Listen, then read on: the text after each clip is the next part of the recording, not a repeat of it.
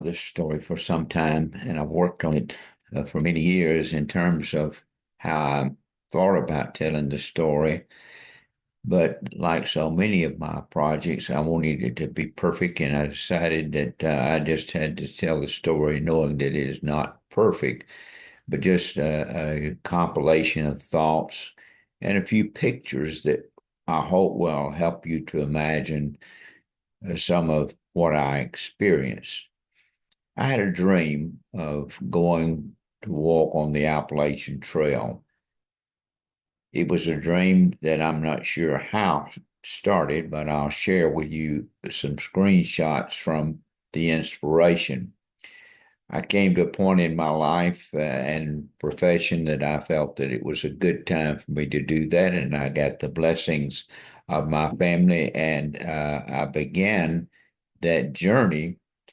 But it is not a journey of success in the sense that I completed walking the Appalachian Trail. You see on this particular picture that it's a long way, over 2,100 miles. Uh, read the book that said you ought to begin with the end in mind. As a result of having this dream, well, Lena and I made a trip to Maine where I was able to go at the base of Mount Katahdin. Had the idea of walking to the top, but without gear and without any water. My wife, in her wisdom, said no. And so we stood at the base, and I dreamed about what it would be like to complete walking that whole trail. I'm not sure how that fits into the chronology of when I began the walk, but you see, it's over 2,100 miles. The Appalachian Trail begins in the dear state of Georgia at Springer Mountain, and the approach trail begins at Amicalola Falls, or you can do what we did, that is to take a shorter route and go to a parking lot that's just 1 mile or 9/10 of a mile at the beginning of the trail at the top of Springer Mountain.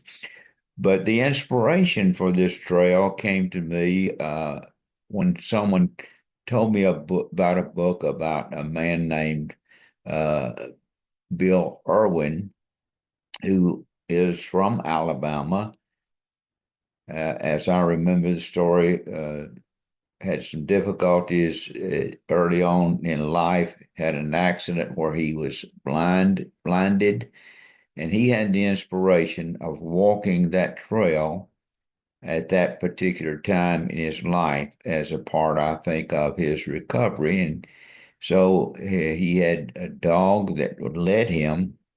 And reading that story, I guess I was seduced into the idea that you can, if somebody else could do it who is blind and had other issues in his life, then surely a broken down Baptist preacher could do it.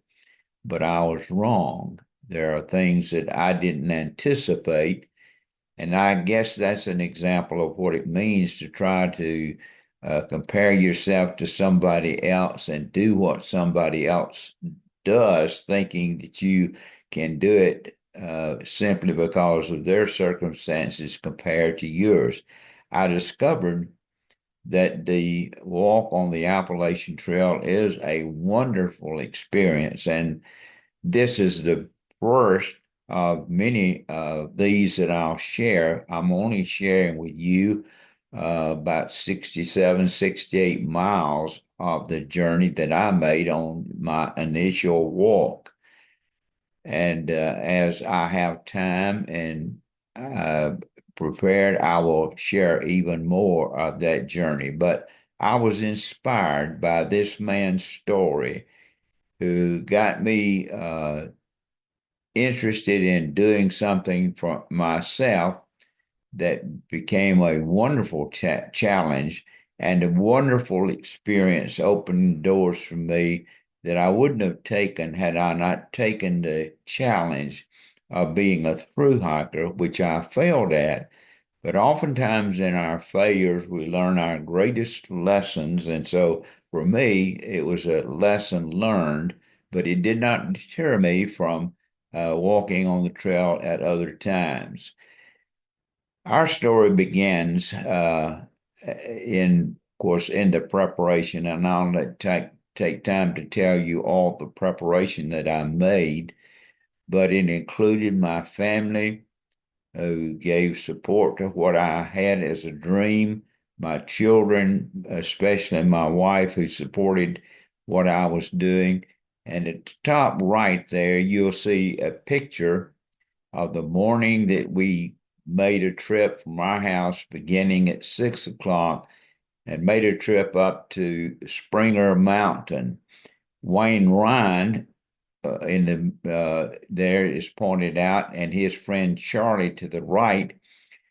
Charlie lives near the Springer Mountain, and Wayne is a friend of his who was going to make a trip there for hunting, and so he made it convenient for him to drop us off at the beginning of the trail, and he was going to continue, he and Charlie, on a hunting trip. And then my son Jason decided that he wanted to begin the journey with me. It was a wonderful experience to walk with Jason, and the things that he and I together are bound by and will always be bound by for our life. I must say, though, we made a pre-trip to Springer Mountain. We walked to the top from the parking lot several months before we started. I'll never forget the people that we met there. There were three men who were weekend hikers, or not weekend hikers, but once a year hikers. And they were doing a pre-trip themselves in preparation for walking a week on the trail, which they had done as a part of their vacation for a number of years. And when we began to talk with them, they cautioned me about watching out for Albert Mountain.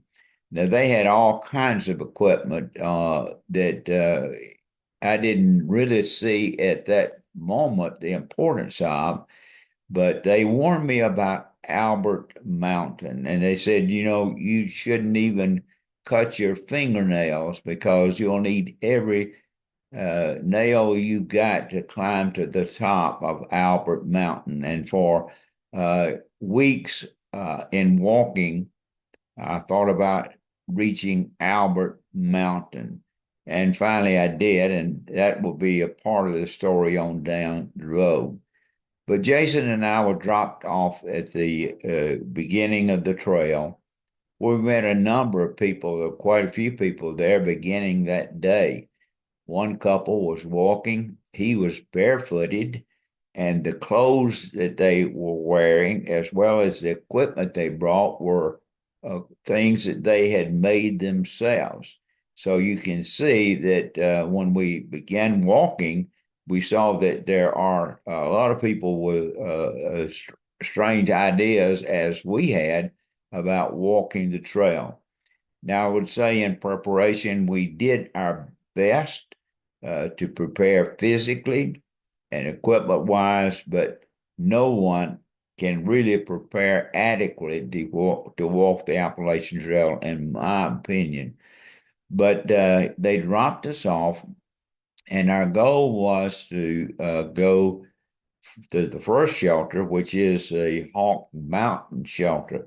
So we walked to the top of the mountain that day, which was 9/10 of a mile to the top. Then we walked back down to the parking lot, picked up our gear, and headed out on the trail.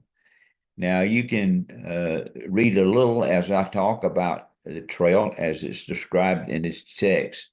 But Springer Mountain, you see the trail signs. They are really well done, and a great debt is to be given to those who are what is called trail managers. And these are people who take a section of the trail and make sure that it is in best condition it can be, keeping the fallen down trees out of the trail, oftentimes rerouting the trail in order to make sure that it is not as difficult or perhaps where it's washing out. But you see on the right bottom there, the Georgia section of the trail. It extends beyond that, but this is where we began walking. We met quite a few different people with different names. Those who walk the trail usually have a trail name. Most of them are named after they start the trail by someone else. I chose, however, to give myself a trail name, which was HObab, which is a biblical name. It is the son-in-law or the brother-in-law, depending on the translation, of Moses. And Moses met HObab in the wilderness when they were on the journey. And as they met, Moses needed someone to guide him. He didn't know what he was doing in the wilderness, except for following the cloud by day and the fire by night. But as they met, the name HObab means son of the wilderness or child of the wilderness. And Moses gave HObab an invitation. He said, "Come and go with us. We will be good for you, and you can be eyes for us." However, HObab chose not to go. So that's the trail name that I used as we began the journey. And there are lots of cultural things about the trail that I'll discuss as we continue this journey. To the right is a man named Jeffrey Ryan. These are pictures and information that I've gotten from my research on the web. And he was making a north to south journey and was including writing and pictures about the trail. And you'll see that his statement about this particular section coming from the north to the south, where we were going from the south to north, he said, "This is one great hike."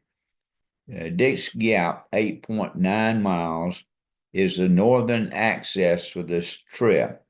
And at the southern end, you'll hike to the summit of Springer Mountain, the southern terminus. But he says that this is one of the most beautiful parts of the trail. But Jason and I, you see us to the left, I picked up just a simple stick to begin with, but soon I'll have to move from that to something more stable and lasting than that. But this is where we began an exciting journey that took us, for me, the first part of the journey for 6 days or 7 days.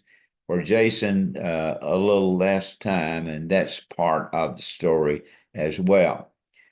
But when we went as we made the journey, when we left, we were on top of Springer Mountain, and you see the map where we first began.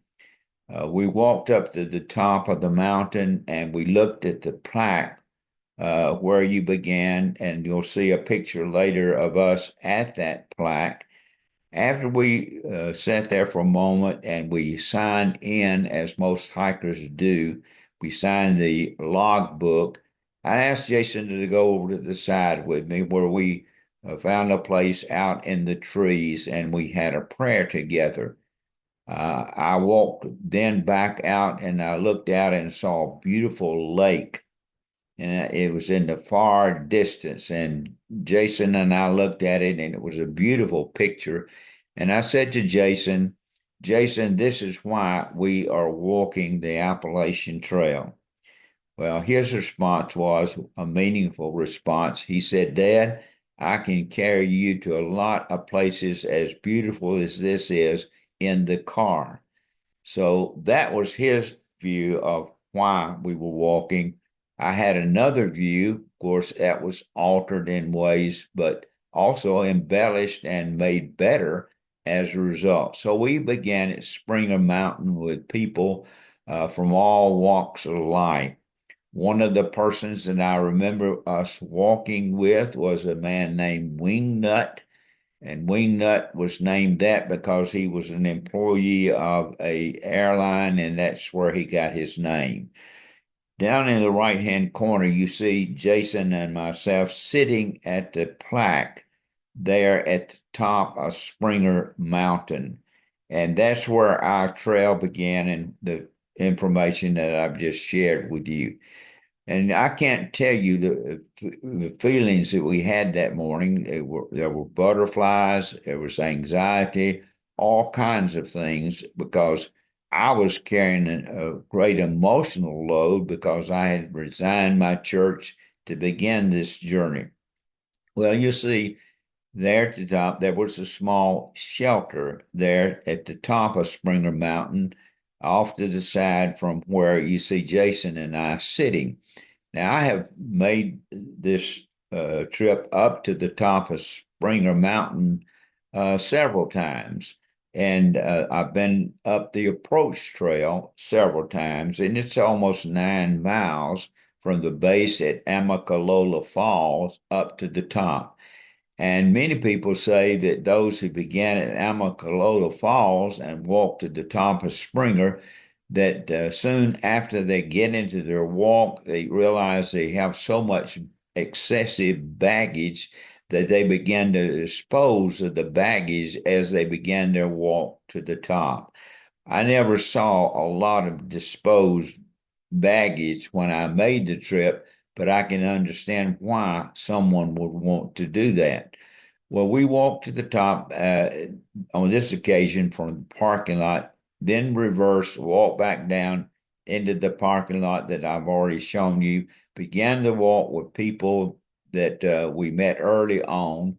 Later, however, we learned that one of the men that began that day with us, a few days into the trail, died of a heart attack, and someone found him in the trail. And of course, there's a lot of trail gossip, information that goes up and down the trail quickly. And we heard the story after we had been in our walk for several days. And somebody said, well, he died doing what he wanted to do. My reaction after having walked several days is, God, please don't let me die on this trail. This is not where I want to die. But it reminded us of and introduced us to the idea that the trail community was a very close community, sharing information, helping one another. And so that was one of the things we learned very soon into the walk. Now, this is a trail just beyond Springer. When you first begin to walk toward Hawk Mountain, it's a overflow shelter that many people stay in as they are preparing to walk. This is typical of the shelters along the way. These shelters are constructed in various ways, but it's so that people can get out of the weather when they need to. Now, Jason and I never stayed in a shelter, and the first shelter that I stayed in was at Trey Mountain. On each of these, you see the elevation and the miles from the beginning of Springer Mountain, where the trail begins in Georgia. That's one of the trails. We just simply passed that by and went on to what we considered to be our stopping point for that day, which when we look back on it, it should have been. But it was early in the day after we had eaten our lunch. We got there and it was only about 2 o'clock in the day. And the next shelter was Gooch Mountain, which was 7 miles further. Well, in our haste uh, and not getting our rhythm. And on our first day, we were feeling great and decided that that's what we would do. We would continue on up the mountain. But that was a mistake, one of many, many mistakes that I made as we walked the trail. But nonetheless, we stopped there, had some conversation with people who are set up to spend the night there. And we learned soon the importance of stopping and resting more than we did. And so that's what got me into trouble. Even though I had prepared as much as I knew to prepare, I really was not prepared. And so we continued our walk. And as we began to walk, we couldn't find water. I soon began to have problems with my knees. And so we found a place probably 4 miles into our walk beyond Hawk Mountain and found a place at Cooper Gap. It was near a road. There were camping sites there, and so we put our tents up there. But and you wonder, well, how do you remember these things? Well, I have a narrative that I read and go back and read, and so though I'm talking with you simply out of my recollection, but that was a miserable night because my legs would not carry me any further because my knees were in a condition my knees had never been before.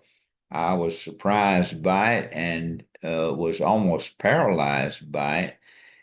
Not only were my knees hurting, we were out of water and had no way to find any water, and therefore we were in really a bad spot on the first night. Not only that, you find that sometimes when you get near these intersections, there are people who like to harass hikers, and we had that occur that night. Well, we had a meal that night, and Jason was kind enough when he opened his peaches and he was eating his peaches, he gave me his juice from his peaches so that I could have a little hydration. Well, we rested as well as we could, and the next morning we began our walk. And we walked by some shelters. We walked by the Gooch Mountain Shelter. We did not take any time there. That was our first destination, but it was in a higher elevation than where we spent the night. But here again is an example of the kind of shelters that are there, usually so that 7 or 8 people can sleep in the shelter. Well, Jason had an idea of continuing to push forward, and so we pushed forward to the Woody Gap, and Woody Gap was 20 miles into our hike. At the bottom left there, you'll see a elevation chart, and you see that deep cut into the elevation. Well, you come to a gap, and you think how wonderful that we got a gap. But then you look up beyond the gap, and you know that you got another hill to climb. We found a very nice place there to camp, and we were joined there. Well, not there, but I'll tell you about someone that joined us beyond that was important to Jason. Well, we spent the night at Woody Gap, and it was cold. We built a fire and had a reasonably good second night. We were able to find water and continue on. But this was our second night camping out. Then we went by Woods Holes shelter. Again, we often would go to these shelters, and usually it was about around lunchtime. We would stop and have a snack, or we would stop and take a rest here This is 27 miles into our journey. Well, we pushed on, and Jason wanted to make it to the Blood Mountain shelter. I wanted to stop there, but Jason had something in mind that I didn't know. But we made it to the Blood Mountain shelter, and Jason was pushing for us to get on to the Neal's Gap, which is beyond this shelter. I believe the Blood Mountain shelter is the first of the shelters, and it's a stone building that no one uses now, except it's just a mile point. And here's some information at the bottom left that tells the story about Blood Mountain. But I remember that we walked beyond Blood Mountain to that rock that you see in the picture there. And it was a sunny afternoon. We stopped and opened our bags to eat lunch. And I remember eating a bagel and honey and talking about the trip and things that we're going to do. And then we got up to leave, and it was very difficult to find the trail beyond here. It was almost hidden, but we finally found it. And then I suffered greatly because we were going downhill, and my knees seemed to be worse going downhill than going up. So we made that journey then on into Neal's Gap. At the time that we were walking through here, we didn't have a good idea about what was happening in terms of the shelters. We were committed to sleep in our tent. Well, to the left there, before you go through the arches under continue on the trail, there is a hike in there where you can spend the night in a shelter in a nice place, wash clothes, get good food, etc. But we didn't know that, or I didn't. And you'll see the information about the hostel, it's called a hiker's hostel.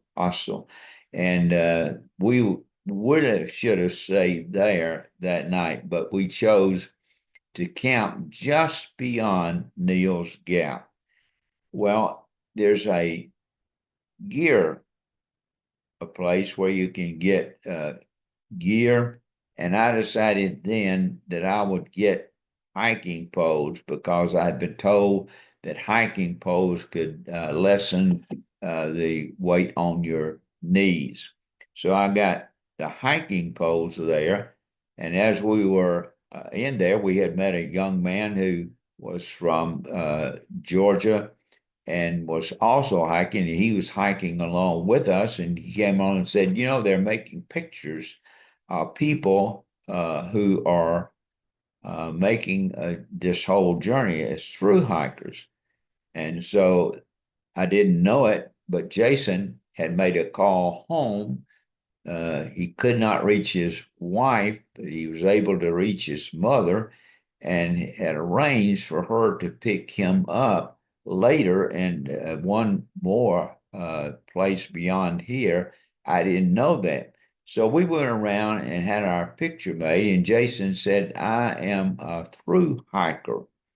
And I asked, well, you a through hiker? Yes. He says, as of tomorrow, day after tomorrow, I am through. Well, that brought another issue in my life because I began to think about Jason leaving and separation from him. I was always cautioned about walking the trail that you'll always meet black bears, but I was introduced to the blue bear, and that's something I did not anticipate. Of course, I originated the idea of the blue bear being a condition or a mood that we get into when we are depressed or semi-depressed, whatever. And I began to think about that, and I really was down because I did not want to see Jason leave me and go back home. As a matter of fact, I really wanted to go home with him. But we made arrangements. So he made arrangements for his mother to pick him up at the next gap, which was Hog Pen Gap. Well, we left the uh, hikers in and the uh, uh, outfitters in and walked just beyond where you see the opening between the two buildings. On the rise just beyond that was a place where many had tented out and camped. And so we went there. It was late in the day. We went there and we set up our tent, built a fire, and realized that we were going to have a very cold night. During that preparation for getting into the tent, we had on more than one occasion people who were concerned about hikers who came up and invited us to go and stay in a shelter. We decided that we would stay out, and we were in that tent all night. It was, of course, very, very cold, and a lot of things were happening. So after a night that was very cold, we got up the next morning and continued our journey. Our journey that morning took us across a mountain that was really tough. The Tesnati Mountain was a very difficult walk, but we continued making that journey until we came to the fourth night where we were in a tent.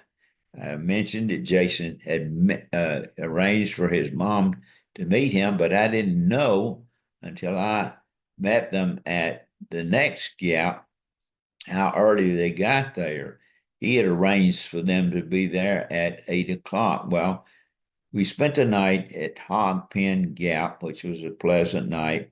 The next morning, I got up and my tent was wet, and I asked Jason to take down my tent and carry that to so that his mom could put that in the car when they came for him, and I would meet them at the next gap, which was Unicoi Gap. I wanted to make one more gap.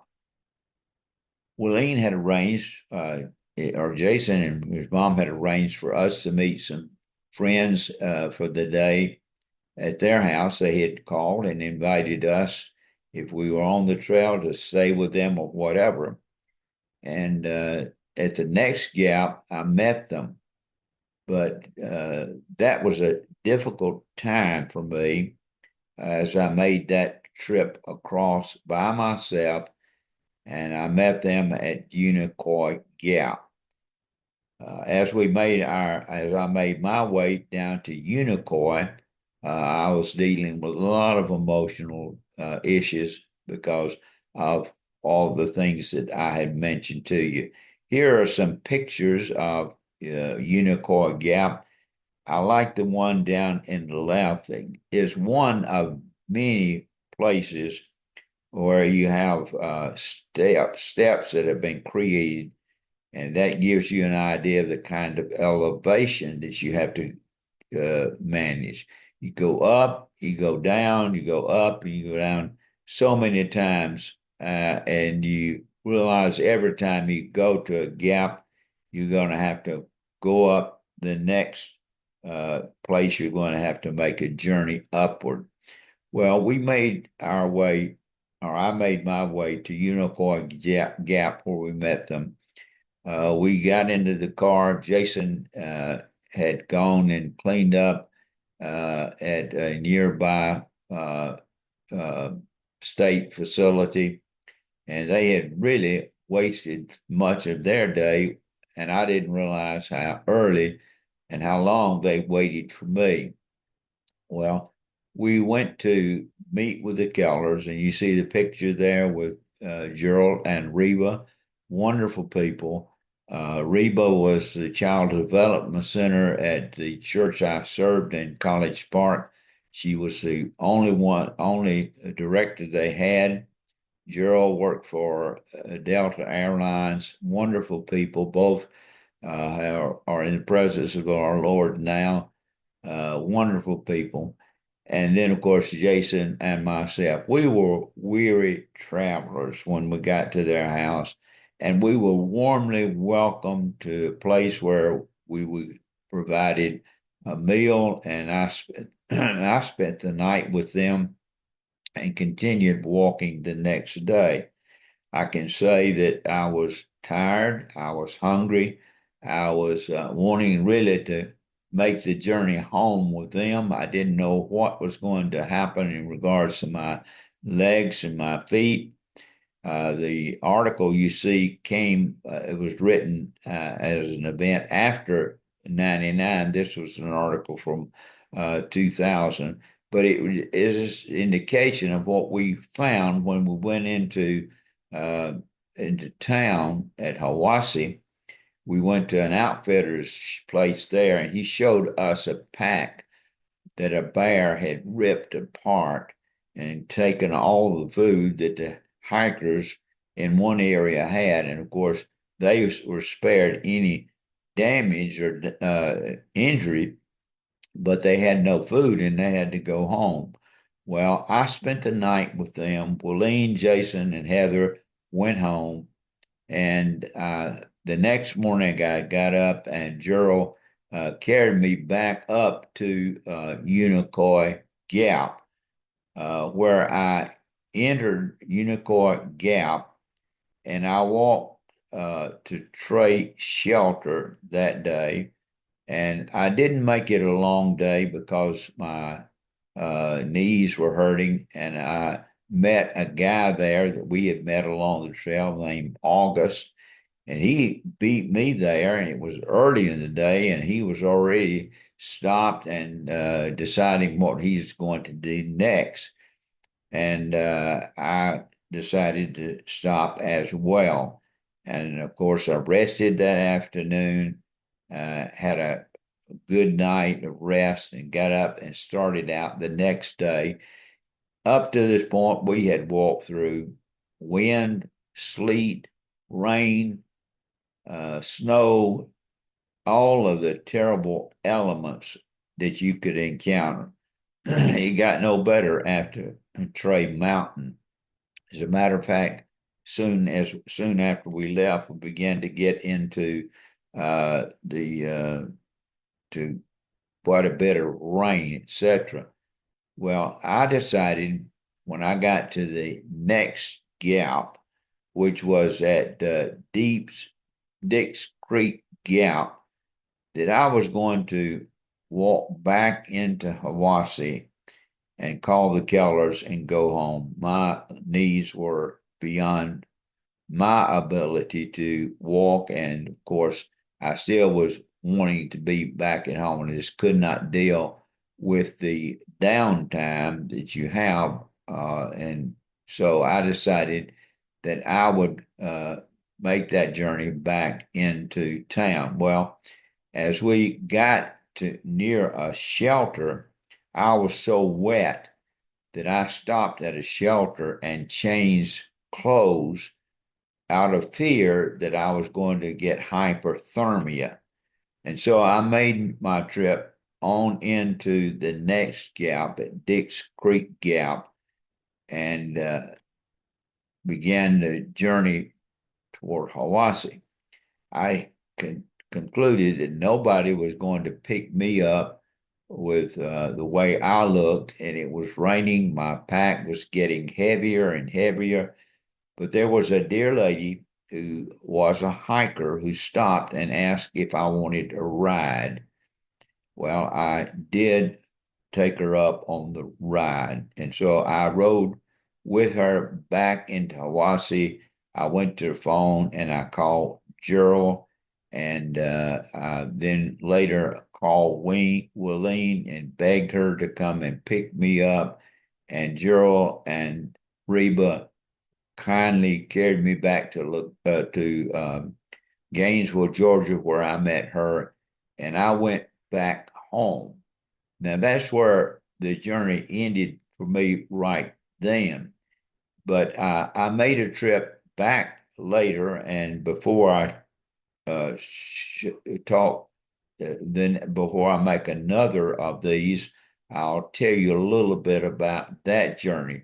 After that journey, I took some more time off, and these are some of the trails that I have walked over 15 years of time. I walked many times at Pine Mountain.